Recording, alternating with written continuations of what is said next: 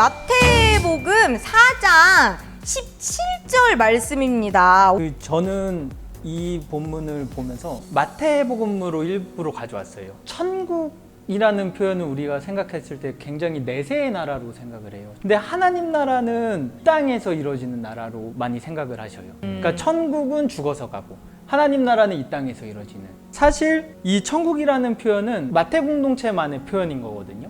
천국과 하나님 나라는 다른 표현이 아닌 거죠. 같은 거죠. 네, 아예 똑같은 거죠. 그럼 마태는 왜 굳이 하나님의 나라를 하늘나라, 천국으로 표현을 했을까?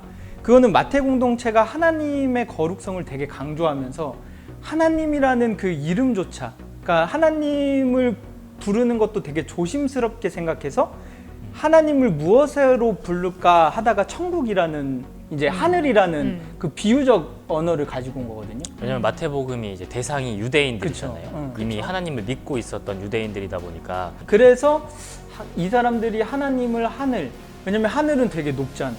높은 곳에 있고 사람이 범접할 수 없고. 그러니까 이 천국이라는 말은 어디 죽어서 가는 저 하늘 위에 있는 공간이 아니라 그냥 말 그대로 하나님 나라인 거예요. 하나님 나라. 예수님이 천국이 가까이 왔다라고 얘기를 해요. 천국이 하늘에 있는 장소적 개념이면 가야 돼요.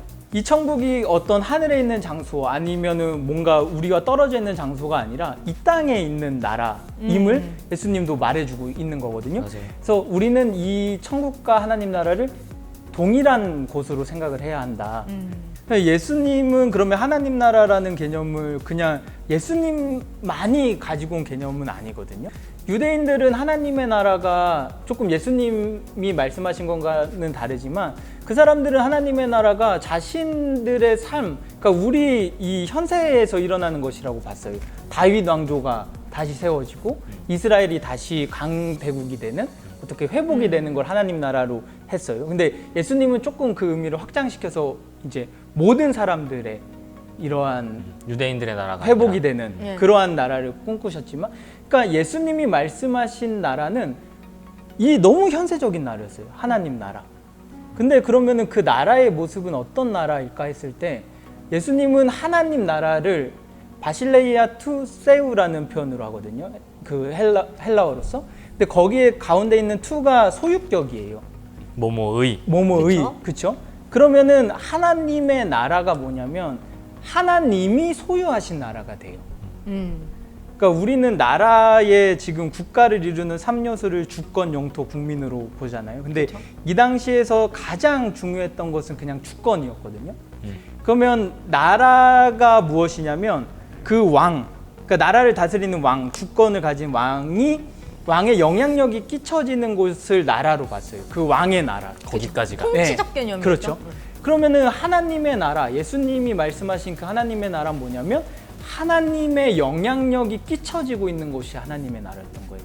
어떠한 통치자가 주인이 되는 나라가 아니라 정말로 정의와 평화와 사랑의 하나님이 주인이 된 나라. 하나님의 가치가 이루어지는 그렇죠. 나라. 그 나라를 말씀하셨다는 거죠. 근데 우리는 자꾸 그것을 죽어서 가는 나라로 치환시키니까 그게 문제라는 거죠. 그러니까 저는 지금 교회가 앞으로 정말로 사람들에게 천국을 정말 증거하고 싶다면, 그 사람들에게 구원을 선포하고 천국을 선포하고 싶다면 지금 이 땅에서 이루어지는 하나님 나라가 어떤 모습인지를 묻지 않으면 안 된다고 생각을 해요. 그냥 저는 만약에 그냥 본문 그대로 하나님의 나라가 가까이 왔다. 가까이 온 나라. 오늘 하나님 나라를 살자. 오늘 하나님 오늘을 나라를 살자. 나는 오늘만 산다 뭐 이런 거예요. 저는 이 땅을 만들자 천국. 네, 역시. 이 땅을 만들자 천국. 실천파입니다. 실천해야 돼요. 네. 뭐 바꿔야 돼. 조금이나마 도움이 되었기를 바라면서 네, 오늘은 여기까지 마무리하도록 하겠습니다. 네, 감사합니다.